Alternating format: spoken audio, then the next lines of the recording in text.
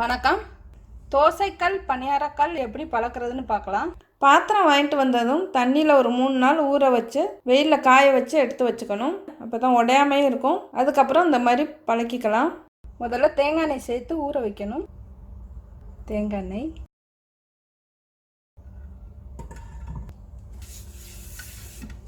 எண்ணெய் சேர்த்து தடவி வைக்கணும்.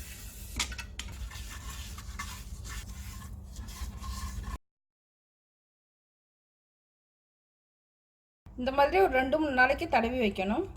நல்லா நிறைய எண்ணெய் சேர்த்து ஊற விடுங்க. ஏற்கனவே இது தண்ணியில் ஊற வச்சுட்டோம் அந்த பாத்திரத்தை, அதனால் தண்ணியில் ஊற வைக்கல. மண் சட்டி எப்படி பழக்கிறதுன்னு ஏற்கனவே வீடியோ அப்லோட் பண்ணியிருக்கேன், கீழே லிங்க் கொடுக்குறேன். இதுலேயும் தேங்காய் எண்ணெய் தடவி வச்சுக்கலாம். தண்ணியில் ஊற வச்சதுக்கப்புறம் இந்த மாதிரி தேங்காய் எண்ணெய் தடவியும் பழக்கலாம். இல்லைன்னா சோறு வடித்த தண்ணி சேர்த்து கொதிக்க விட்டு பழக்கணும். தேங்காய் எண்ணெய் தடவி வச்சுருந்தது அது உறைஞ்சிருக்கு. இப்போ சூடு பண்ணதும் ஊறுக ஆரம்பிச்சிடுது. இது தேங்காய் எண்ணெய் தடவியும் பழக்கலாங்கிறதுக்காக தேங்காய் எண்ணெய் தடவி காட்டியிருக்கேன். இப்போ இதில் சோறு வடித்த தண்ணி சேர்க்குறேன். அரிசி களைஞ்ச தண்ணி இருந்தாலும் சேர்த்துக்கோங்க. சோறு வடிக்கையிலாம் அந்த தண்ணியை இதில் சேர்த்துக்கலாம். இந்த மாதிரி கொதிக்க விட்டுட்டு ஆஃப் பண்ணிடணும். ஒரு 5லேருந்து ஒரு 7 நாள் வரை இந்த மாதிரி கொதிக்க வச்சுட்டு சட்டியை பழக்கி எடுத்துக்கணும். தேங்காய் எண்ணெய் சேர்த்துருக்கேன். கடுகு, உளுந்து, சீரகம் எது வேணாலும் சேர்த்து தாளிச்சுக்கலாம். வெந்தயத்தை தவிர வெங்காயம், கருவேப்பிலை.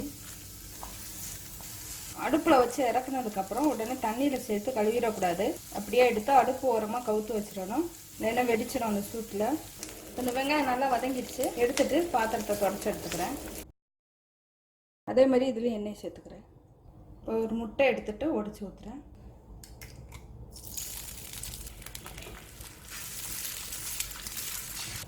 இப்போ இதுலேயும் முட்டையை உடச்சி ஊற்றுறேன்.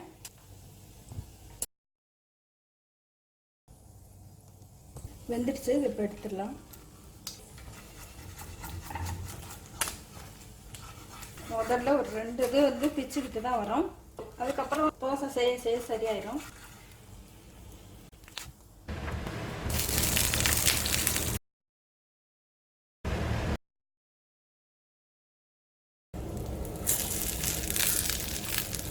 ரெண்டாவது தோசை நல்லா வருது. நல்லா வந்திருக்குது. இதுக்கப்புறம் ஆப்பம், மாவு தோசையெல்லாம் சுடலாம். இதை சாப்பிட்றதா இருந்தாலும் சாப்பிடலாம். ஆறுனதுக்கப்புறம் ஈர துணி வச்சு தொடச்சி எடுத்தால் போதும். அடுப்பை ஆஃப் பண்ணிட்டு தான் திருப்பி விட்றேன். நல்லா வந்திருக்கு. முட்டை சாப்பிடாதவங்க தோசை மாவு சேர்த்து பழக்கணும். கொஞ்சம் கொஞ்சமாக ஊற்றி 2-3 டைமாக இந்த மாதிரி பணியாரம் சுட்டுனீங்கன்னா நல்லா பழகிடும் கல்.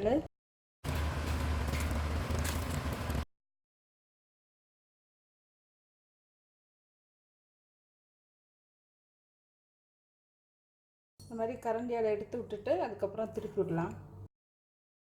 எல்லா பணியாரமுமே நல்லா வந்திருக்கு.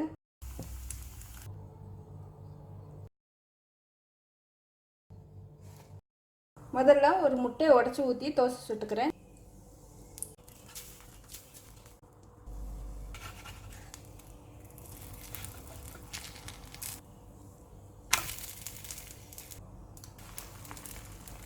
இட்லி மாவில் முட்டையை கலந்து வச்சிருக்கிறேன்.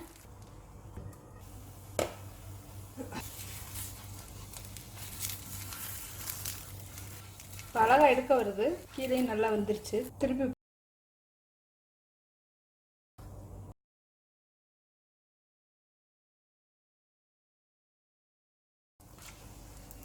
இப்போ தோசைக்கல்லும் பணியாரக்கல்லும் எப்படி பழக்கிறதுன்னு பார்த்தோம். இதே முறையில் பழக்கி எடுத்துக்கோங்க. நல்லா வரும். நான்ஸ்டிக் மாதிரி நல்லா வரும். இதில் சுவையும் நல்லாயிருக்கும். பணியாரத்தோட தன்மை நல்லாயிருக்கும். இது சாதாரண இட்லி மாவு தான். இன்னும் பணியாரம்லாம் செஞ்சால் இன்னும் பூ போல் வரும்.